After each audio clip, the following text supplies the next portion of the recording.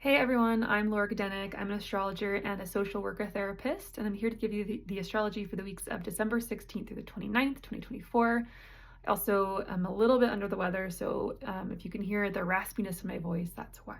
So bear with me. Just want to start off by saying that on the 15th, yesterday, we had Mercury station direct in Sagittarius. So for the last 3 weeks, we've been reflecting over something in the part of our charts that contains Sagittarius.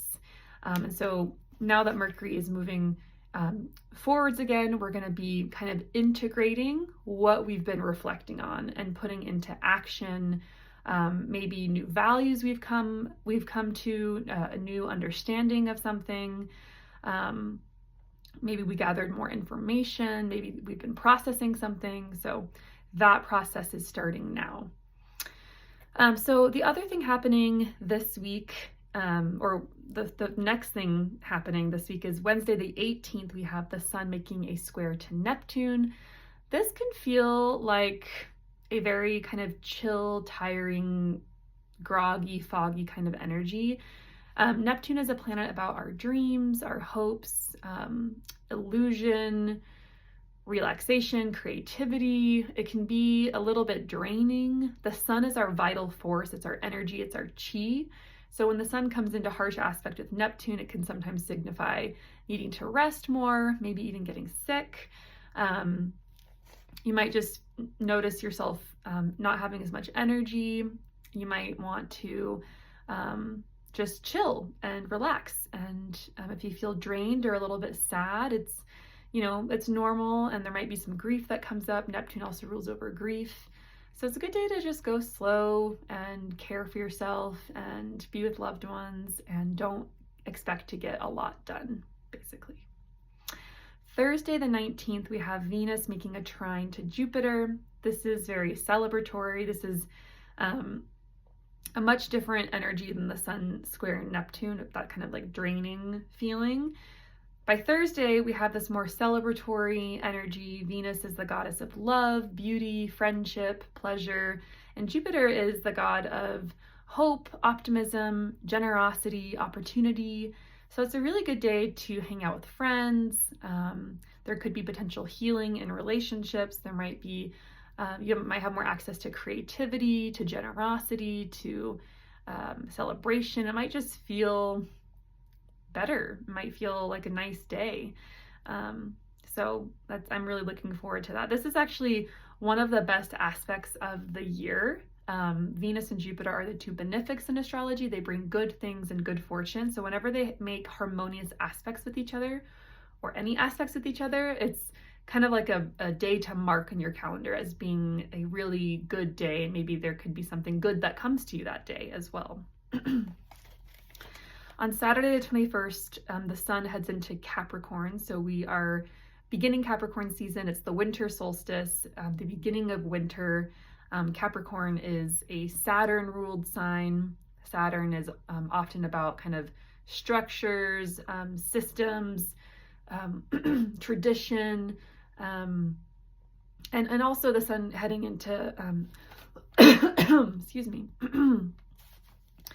the sun heading into Capricorn is highlighting the part of our chart that contains Capricorn. So whatever house that is for you, we already had Venus go through this house. So the sun is just kind of highlighting what Venus has already done. So yeah, with the sun heading into Capricorn, there might be more of an emphasis on practicality. Capricorn's an earth sign. Earth signs are all about practical matters, building security, getting things done, being productive, building things. So you might notice your focus kind of shift a little bit towards productivity, working on a long-term project, maybe even working on long-term security, long-term goals, things that are, you're thinking more about the future. Capricorn's really great at planning for the future. So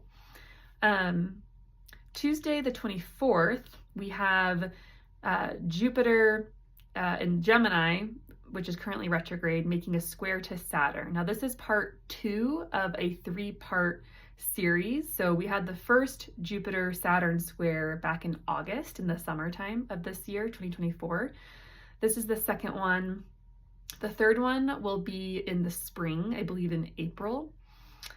So thinking back to August, maybe that first or second week of August, what were you contemplating, thinking about? What needed to be restructured? So Jupiter is a planet about faith.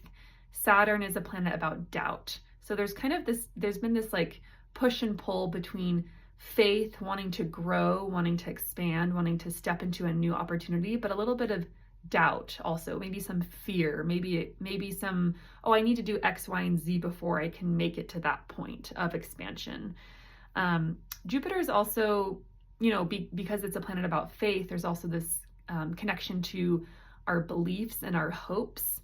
So you might have also been reshaping or restructuring a belief system.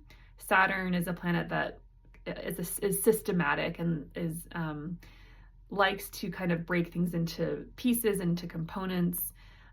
So it also might be a time where you're kind of contending with how you've been viewing something over the last several months. Okay. And that is really kind of the theme of all of next week. So like the 23rd, the week of the 23rd. Because then on Thursday the 26th, Mercury opposes Jupiter, and then on Friday the 27th, Mercury squares Saturn. So Mercury's really highlighting this Jupiter-Saturn square, and Mercury's been doing that this whole retrograde cycle as well. So we've really been contemplating very deeply and heavily on something, maybe on something moral, Jupiter representing things that are moral and good. Maybe something around how to deal with difficulty or how to deal with tension, Saturn. And so, yeah, like that week, the week of Christmas is really a time we're kind of like putting together and integrating all that we've been reflecting on with regards to Jupiter, Saturn things, expansion, contraction, our desire to grow, shifting paradigms, shifting belief systems, seeing something from a different perspective. Yeah, so kind of a big week actually. Also potentially restructuring negative cognition. So Saturn can also indicate kind of like fear or negativity, and Mercury is the mind. And so maybe you've been going to therapy and working on some negative beliefs you hold about yourself. That kind of thing would be very Mercury, Saturn, and Mercury, Jupiter. Thinking back to November 12th through the 18th, as well as December 4th and the 6th, the conversations or things you're processing might relate to what you were thinking or processing on those dates. So that might be something to look back to. And then on Saturday, the 28th, we have Venus making a square to Uranus. Venus is love, beauty, connection, pleasure, art, creativity. Uranus is outside of the box, drastic change, radical turnarounds of events, revolution. So there might be some unexpected changes in relationships. You might have a desire to break free in a relationship or to change something in a relationship that you're in, to be more authentic in the relationship. You might have a desire to have fun in unusual ways or ways that you don't usually go towards. Really, there's kind of this desire for freedom, and it can come out in ways of, just wanting to explore something new. Also, Venus is our style and how we present ourselves as well. So there might be some shifts around, maybe you get a haircut, maybe you get some new clothes, maybe you get a piercing or something like that. So can be a little shaky potentially for relationships, but doesn't necessarily have to be. It might just come out through like, oh, I just want to do something totally different, something fun that we've never done before. So okay, so that is the astrology for the next couple weeks. This one was a little bit of a shorter video because there's not as many aspects going on. There are some pretty big ones, but just not as many. So I hope this was useful. Please reach out if you have any questions, comments, or if you want a reading, I'm available for that. And I hope you have a wonderful couple of weeks and happy holidays. Take care.